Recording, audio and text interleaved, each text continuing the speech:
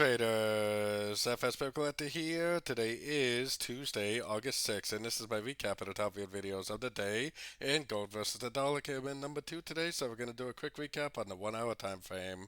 If you'd like to see my full top down analysis on gold from this morning, make sure you check out the video linked at the end of this video over here. So gold did make a pretty decent little push down. I actually did go long right here today and then got out pretty much with a tiny little loss right there.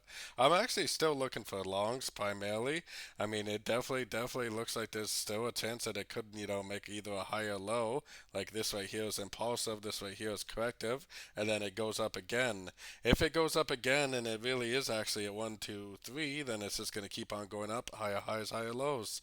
If it's actually an ABC, then it would probably take out these highs, make like a nice breaker structure to the downside, proving that it's a wave C. And if it does do that, then we definitely want to get out of our longs and potentially even go short.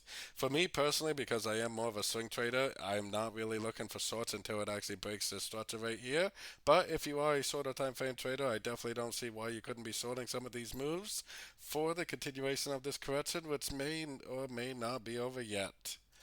So don't forget to join my free Discord group, which is linked down here in the corner. And as always, thank you and happy trading.